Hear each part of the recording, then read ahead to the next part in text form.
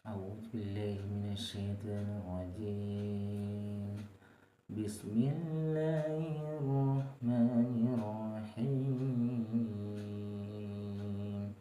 يا أيها الذين آمنوا إنما الخمر والميسر والأنساب والأزلام رجس من عمل الشيطان فاجتنبوه لعلكم تفلحون. إنما يريد الشيطان أن يوقع بينكم العداوة والبغضاء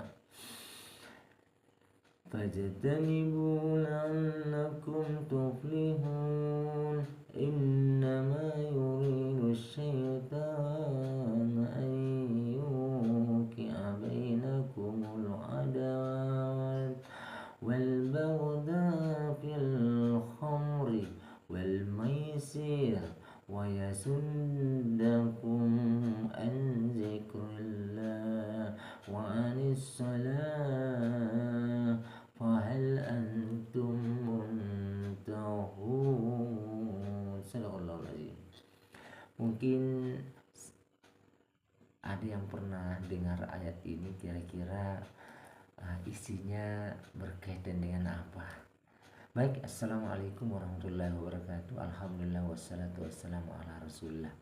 Ayat ini adalah berada di dalam Quran surat Al-Maidah ayat 90 dan 91. Apa artinya? Ya ayyuhallazina amanu, hai orang-orang yang beriman, innamal khamru wal maisir wal ansabu wal azlam, sesungguhnya minuman keras, berjudi, berhala, menyembah berhala, dan mengundi nasib dengan anak panah adalah perbuatan yang keji minasyaitan fajtanibuhu la'allakum tuflihun. Maka jauhilah ya, perbuatan-perbuatan itu agar kamu beruntung. Innama yuridu syaitanu an yuqi'a bainakumul adawah wal baghdha fil khamri wal maisir. Dengan minuman keras dan judi itu setan hanyalah bermaksud apa? Menimbulkan permusuhan dan kebencian di antara kamu dan menghalang-halangi kamu dari mengingat Allah. Orang kalau sudah mabuk mana mau ingat Allah? Kalaupun ingat hanya omong-omongnya, kamu tidak boleh begini, tidak boleh begitu. Tapi tidak mungkin dalam keadaan mabuk dia pergi salat. Tidak mungkin dalam keadaan mabuk dia berpuasa, kan dia mabuk. Orang mabuk tidak bisa seimbang kesadarannya. Orang yang salat adalah orang yang mengetahui salah dan benar. Jadi bertolak belakang.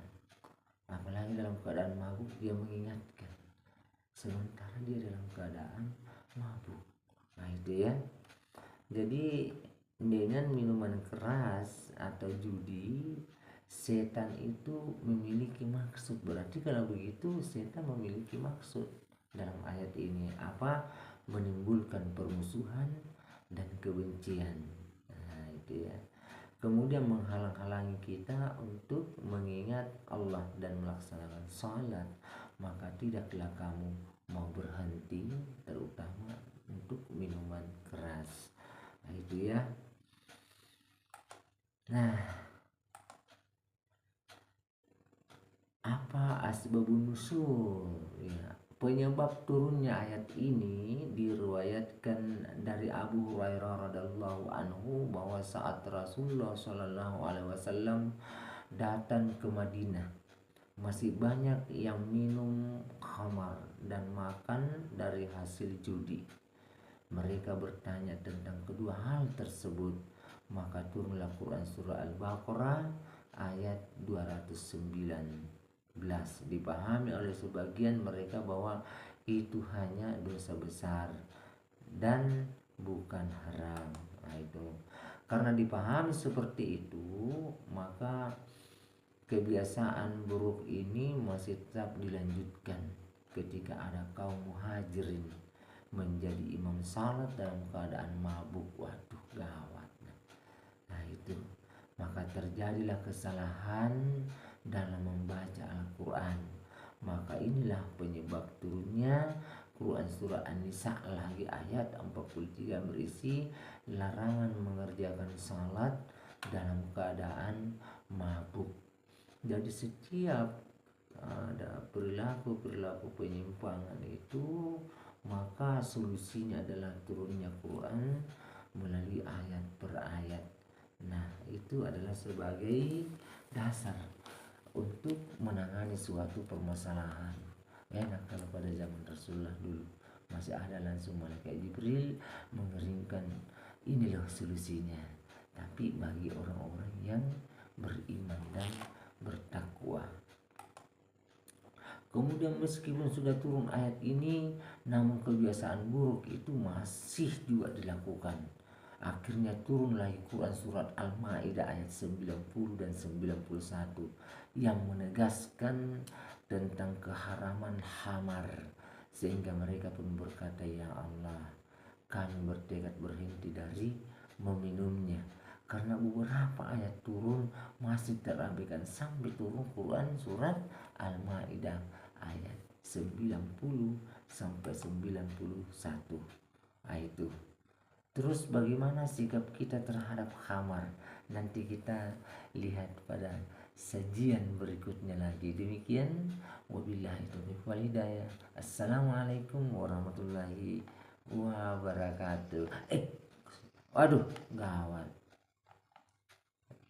Aduh, salah. Oke.